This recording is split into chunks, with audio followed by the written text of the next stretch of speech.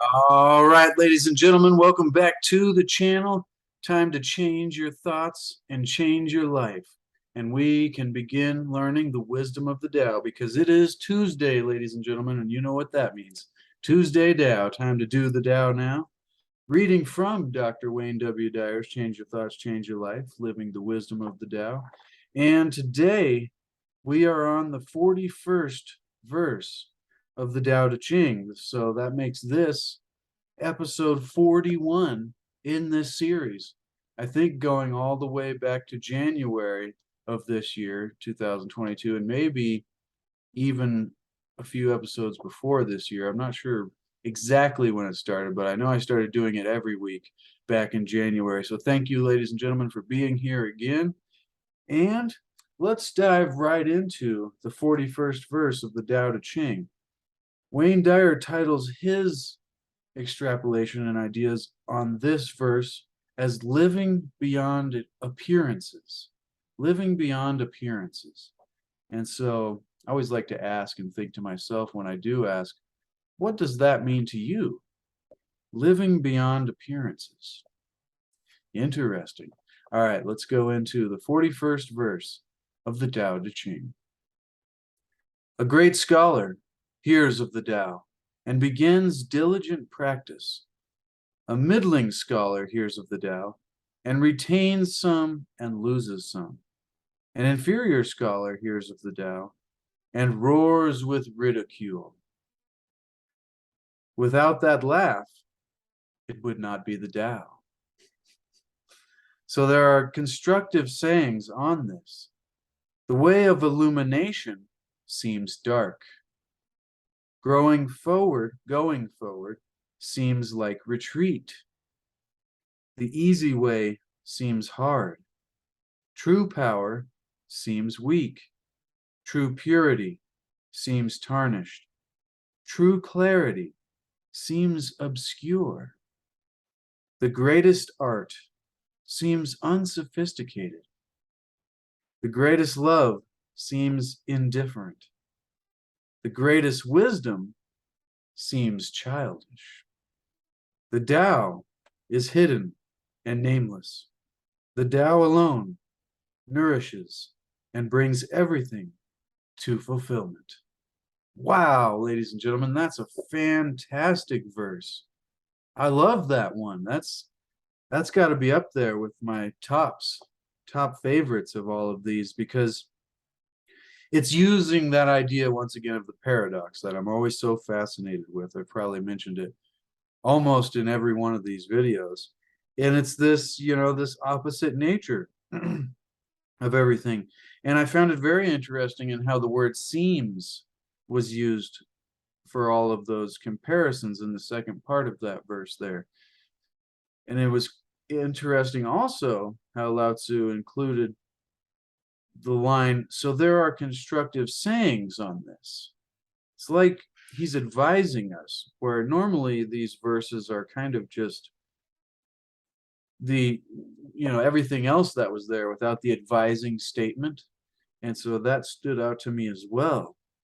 I love all of that. The top three: great scholar hears of this great wisdom and immediately begins practice. A meddling scholar hears of the wisdom and he retains some and loses some, so he gets it partially and hopefully, remains interested enough to become that great scholar and begin the diligent practice. Inferior scholar or inferior mind, so you could change the word scholar there with mind, maybe, if you wanted to, hears of the Tao and roars with ridicule.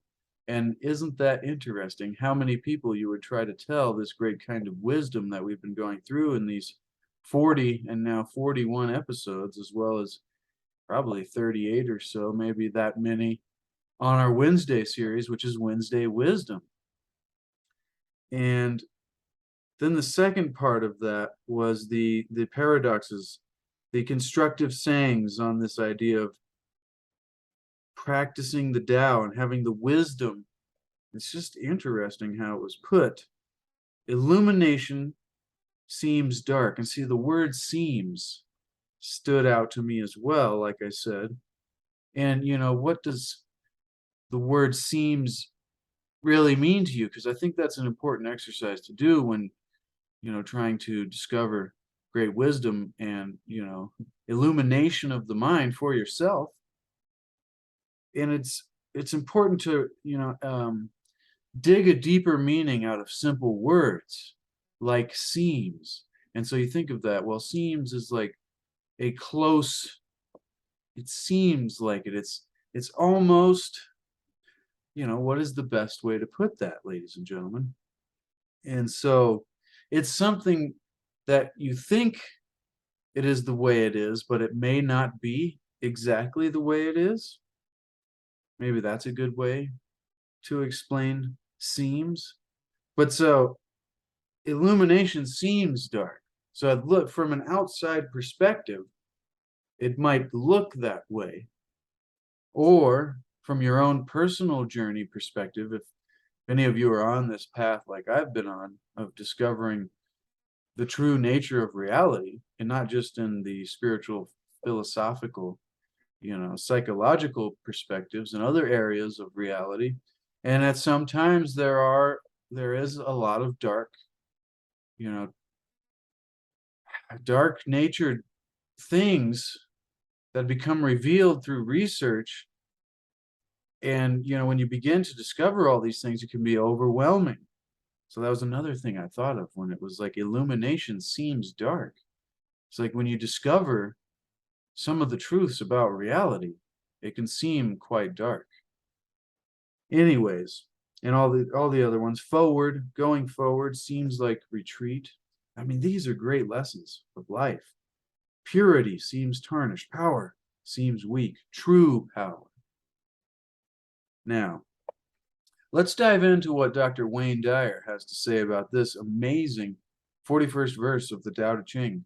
And if you're getting value, leave a comment, say yes. Living beyond appearances, ladies and gentlemen. This verse of the Tao Te Ching influenced by my choice, Wayne Dyer begins, by my choice of the title for this book.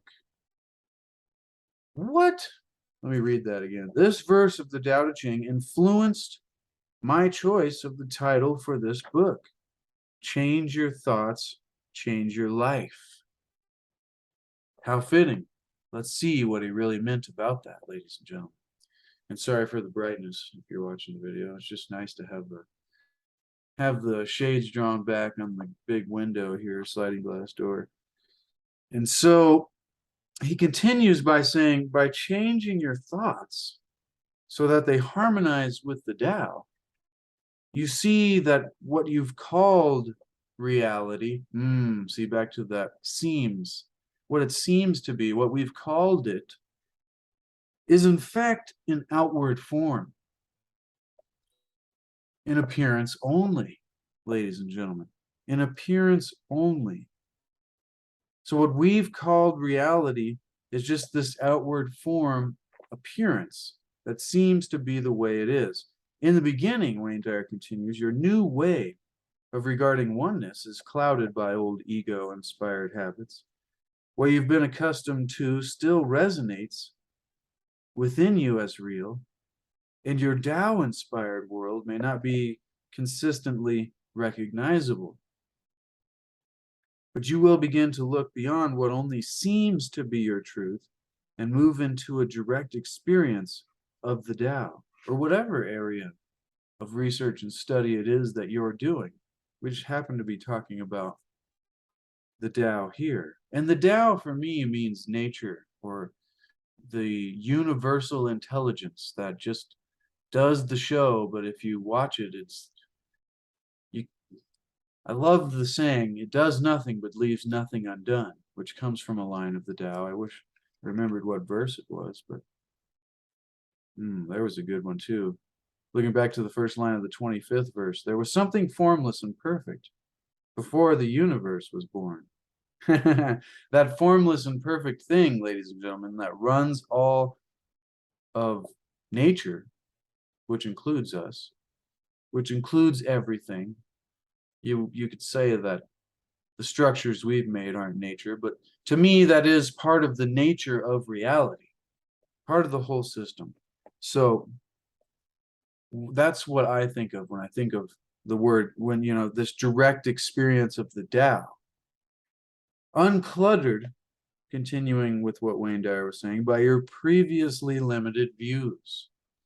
And so what seems to be our truth, after we begin to go into this Tao inspired, or, this higher level of thinking, this higher way, this Tao inspired world begins to turn into a direct experience of uncluttered movement, uncluttered flow, as compared to our previously limited views. Now, reread the first section of this 41st verse of the Tao Te Ching, noticing your response, which is why I kind of went back through it in the beginning. Ask yourself whether you're a great, middling, or an inferior scholar, or mind, as I said. When it comes to understanding and applying the wisdom of the Tao. So ask yourself that question when it comes to applying this great wisdom of the ages, not only of the Tao. For example, Wayne Dyer says, I can unabashedly proclaim myself a great scholar after so many years spent studying and writing. And the more I've studied, the more diligently I've practiced. I've become highly attuned to the infinite variety of daily opportunities to employ the principles of the Tao. And that's really, I think, a lot of the purpose of this. If you can get anything out of any of these, is the ability to take the things, the philosophies, the ideas, the new ways, the new thoughts, and begin to practice them in our lives and employ those daily opportunities and principles that we learn and continue to learn along the way in order to increase the quality of our lives. That's really the purpose of what I'm doing here, why I'm so fascinated with this, is like I told coworker a little while back, it's like I'm just obsessed with trying to increase the quality of life. And to me, that means not, a financial gain and all the, physical things that most people would think of, which is fine as well. I think that comes along with it in the process of doing the internal things, getting to where you're happy and you can go through life with this ability to choose your thoughts and choose your reactions and regulate yourself and your emotions. All right, ladies and gentlemen, continuing before I ramble anymore. But if you're getting value, smash the like. And I thank you for being here. Now, as you examine your own thoughts, which is exactly what I was just talking about, amazing. As you examine your own thoughts, Wayne Dyer continues, you may discover an aspect of yourself that wants to learn how to utilize these ancient teachings. Of course, we all have, hopefully. Thus, you can move from being a person who knew very little about the Tao and might even have ridiculed it in the beginning to becoming and beginning to be a great scholar. The application of the Tao each day determines the greatness of a scholar, rather than whether he or she intellectually understands these paradoxical sounding concepts, which is what I love, as you know. Lao-tzu points out that without the ridiculing laughter of inferior scholars, the Tao couldn't even exist. Talk about paradoxical concepts. And I wondered what he meant there when he said, without that laugh, it would not be the Tao. And see, the line said, an inferior scholar hears of the Tao and roars with ridicule, not laughter. The not laughter part I added just now. And so the next line saying, without that laugh, it would not be the Tao, kind of leaves you wondering what laugh there was reference to. So that makes it make a lot more sense. These people laughing and, discrediting and not really opening their minds to such great wisdom that is available to increase the quality of our lives. I guarantee there's so many people out there that would ridicule this kind of wisdom. This verse particularly is talking about changing your thoughts and the purpose of that, but the wisdom that's been in many of these verses and the other things that we've been doing, there's people that would ridicule it and at the same time wish they could have a higher quality of life, the kind of benefits they could get from the thing that they ridicule. And these are the paradoxes, ladies and gentlemen. Continuing on, in A Warrior Blends with Life, a modern Tao, Michael Latorre comments on this 41st verse with the following: the way is only attractive to those who are already wise enough to know how foolish they are. I might have to get that book too. That's a good sentiment right there. And see, the way, I forgot about that, that the Tao is the book of the way, the book of the great way. I always think, like I was saying earlier, of nature and harmony and the, like the God concept, universal. But the way, it's also like a how to proceed in order to increase the quality of life, in order to be connected with that harmony and that nature. Sorry, I'm rambling a lot. Let's continue. The way is only attractive to those who are already wise enough to know how foolish they are. Sarcastic laughter from other fools who believe themselves wise does not deter the truly wise from following the way. Following the way, they do not become complicated, extraordinary, and prominent. Rather, they become simple, ordinary, and subtle. And to me, that means they go from chaotic and hectic to peaceful and comfortable and happy. Isn't that where you want to be, ladies and gentlemen? As you elect to live the Tao each day, Wayne Dyer continues, what you experience within you and around you will be different from what it appears to be. You will go way beyond surfaces into the blissful world of the Tao. And it's vital that you choose to stay in this truth regardless of how it all seems. And remember the surfaces, the appearances, the things that seem to be the way they are. That's what he was meaning by the surfaces there. You go beyond that into this blissful world of seeing the interconnectedness, the deeper meaning in things that we take so much for granted. And once again, it's vital that we choose to stay in this truth regardless of how it all seems. Others might make fun of us. He says will make fun of us. But remember the paradox that without that ridiculing laughter, it would not be the way. It would not be the Tao. You'll experience times of darkness, but your new vision will eventually illuminate your inner world. And when it seems that as though you're moving backward, remember, the Tao is hidden and nameless. And remember, going forward, the line from this verse, seems like retreat. If it was knocking at your door, the Tao, or readily accessible like a pill to swallow, it wouldn't be the Tao.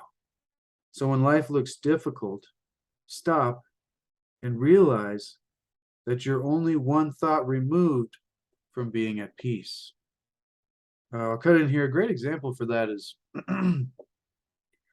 when you hear of negative events that have happened in the world, and so a lot of people say, isn't that bad? Doesn't that make you feel so terrible? And, it's like, yes, compassion and things, but is it that makes you feel terrible? Or is it your thoughts? Because right before you found out about it, it had still happened already. But because you didn't know about it, the thought wasn't there and it wasn't affecting you. And so I think that's an interesting correlation there. The realizing you're one thought removed from being at peace. You'll know, Wayne Dyer continues, what Lao-tzu meant when he said that the easy way seems hard, and true power seems like weakness. You don't have to struggle or dominate others in order to feel strong. Once you become an inner-directed person, and you create this inner, it's almost like you have a factory inside of yourself a metaphysical factory that creates, you are the creator. Not meaning like, in a God sense, which that's a different conversation, which I love. But you are a creator in the sense of your emotions and your thoughts. And when you take responsibility and accountability for your emotions and your thoughts, which is a hard thing, it's not your fault. See, that's the thing to remember. A lot of people blame themselves and go into a negative cycle about taking responsibility and accountability for their thoughts. But it's just like it was saying, once you realize, once you become wise enough to know how foolish you are, you're like, oh, well, that's fine now that I know, and I can make strides forward. And so you can begin to go in a new direction with this creation factory of your thoughts and your emotions on purpose. And at first, you really have to force it. It takes work, but that work pays off, ladies and gentlemen. And you're like, what do you mean work, Chase? Like, how do I do this? And just simply put, you self-regulate.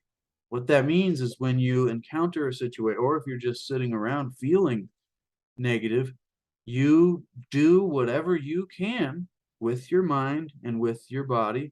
See, that's why meditation and deep breathing and, relaxing sounds and smells and all of these things play into the different chemicals that are going on in our body. And once we can begin to adjust our state on purpose, doing it from here, not being affected by out here and having that adjust our state, but we do it, then you realize and you begin to grasp that true power and you begin to take your power back in the ability to do what we're talking about here. So that was kind of, that was talking to those who may be struggling, because I have great empathy. And I know it's not easy to be told that, oh, you just have to change your thoughts and change your life. You're like, listen, man. But so another rant, you know where I was going there, ladies and gentlemen. A person in the Tao, Wayne Dyer continues, sees the world quite differently, knowing that inner peace is power. Less effort is actually easier. Work gets done when you lighten up and internally let yourself be moved along by the ceaseless Tao. Rather than by setting goals or meeting standards set by others, allow the Tao and see the purity and clarity that originates from this vantage point. The outward appearance of anyone or anything may appear tarnished.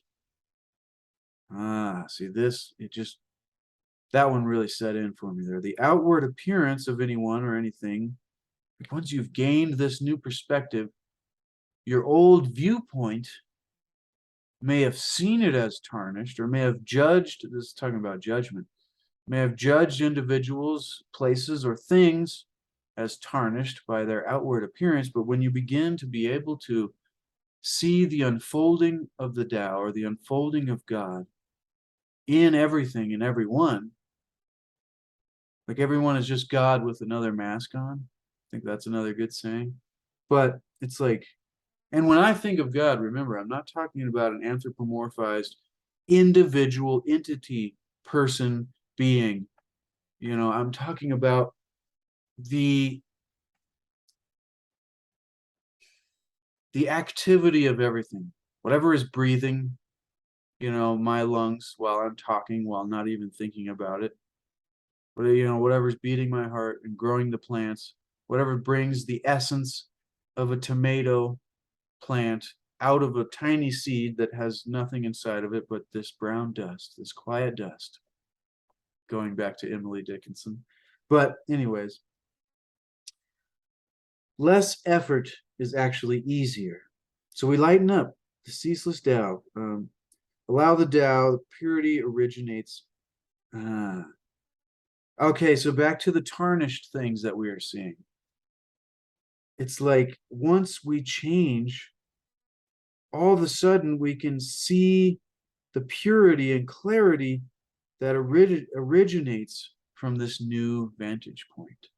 And we no longer, I'm adding, to see the things that were once we thought of as tarnished, that seem tarnished. and we begin to see something much more grand. Now,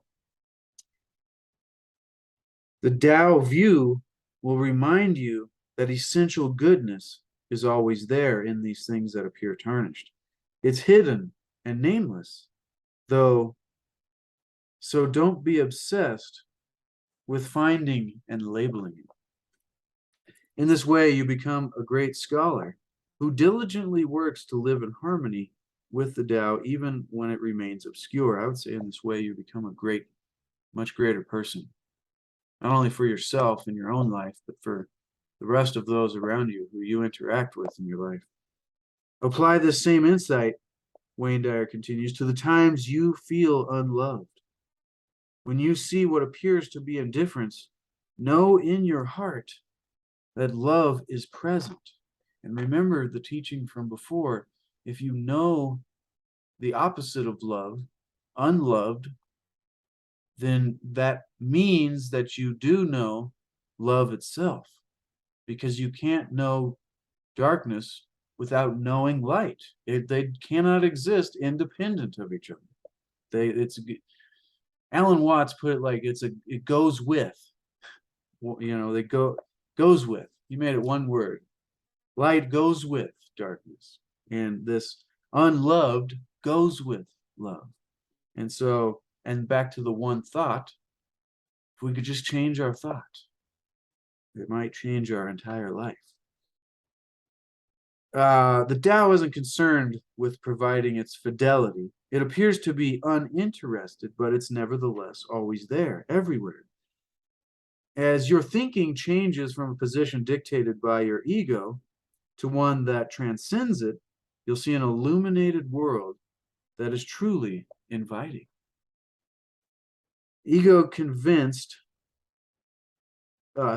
Our ego convinced all of us to see a cold and indifferent planet, while the ego transcending Tao, mind, way, shines pure love to all that you're connected to. Allow it to work its magic in your life. That would have been a good finishing point there, but we still got a little bit to go, ladies and gentlemen. And here's why you should get this book, because the next of this little bit left is practical ways that, as Wayne Dyer puts it, this is what Lao-tzu seems to be instructing as I sit here asking how I might serve those who read this book. And I would state it, who listen to this video and maybe podcast one day, if I was diligent enough to take the audio and put it into a podcast. But this is what Lao-tzu seems to be saying from this. Be diligent. Isn't it funny that I just said if I was diligent enough? See, these are the synchronicities, ladies and gentlemen.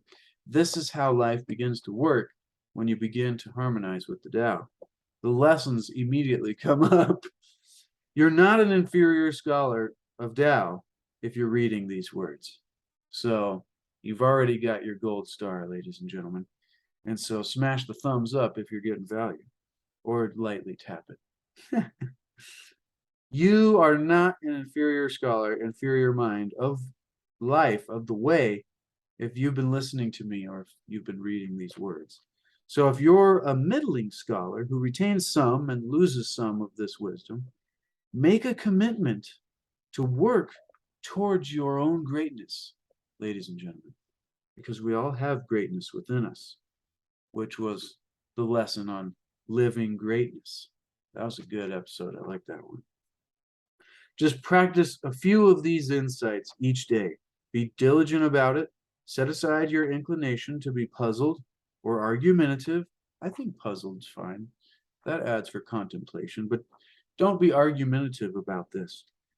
And allow yourself the freedom to be a persistent practitioner. Even a small thing such as an affirmation or a reading of a verse each day puts you on the path of living according to the great way. Lao-tzu simply says to live it by zealously practicing these insights. Here are some lines from Walt Whitman, who we read in the Wisdom of the Ages, which we'll be doing tomorrow and every Wednesday, ladies and gentlemen.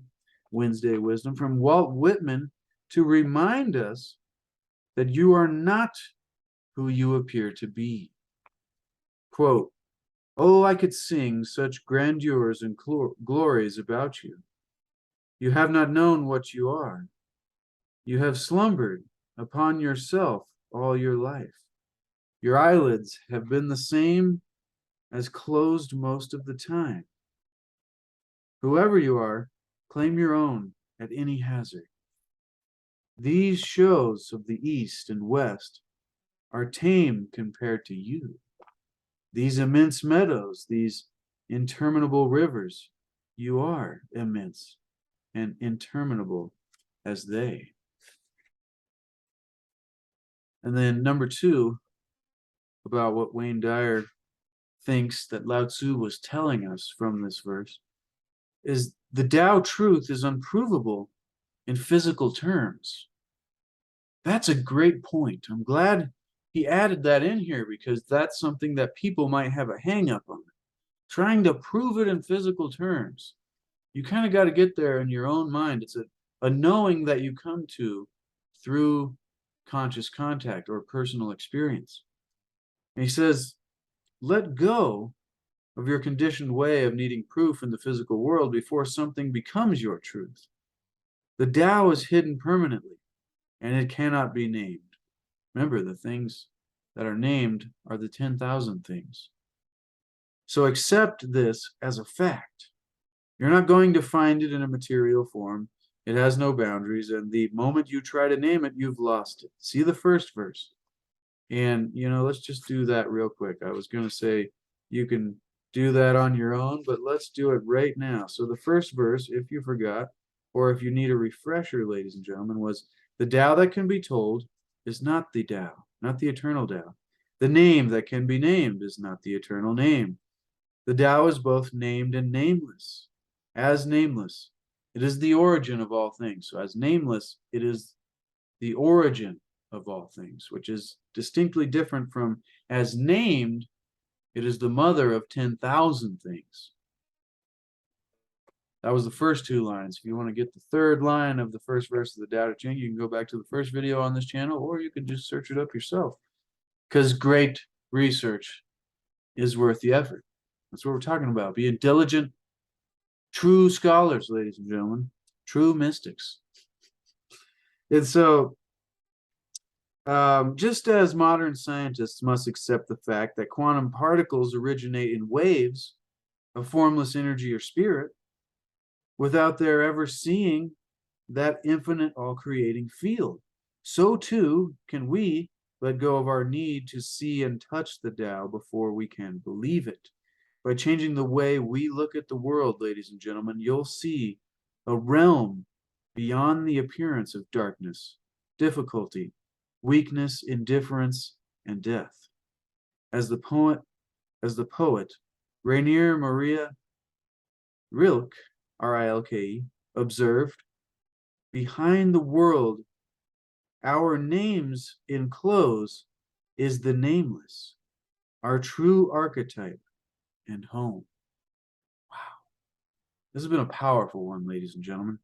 And now, once again, expand the link below after the video, and you'll want to get this book for yourself and put it on your own shelf, because everybody needs a bookshelf for referencing things like this. And at the end of each of these little chapters, Wayne Dyer gives us what he calls do the Tao now, an extremely practical way that we can do the Tao now in our lives. And that's why we do the Tao now on Tuesday and every day of the week, ladies and gentlemen, at this point. And once you begin practicing over a long period of time, it becomes kind of a subconscious activity. He tells us here, Wayne Dyer says, spend an hour with a child today, taking note of how much wisdom is embodied in what appears to be juvenile behavior and beliefs. Notice his or her fascination with seemingly insignificant items, repeating the same senseless phrase, tantrums, or laughter. Jot down your impressions of the wisdom behind such so-called childish impulses, and vow to be a kid again as frequently as possible. Boom. Wow, ladies and gentlemen, that was a boom to wisdom. Wisdom.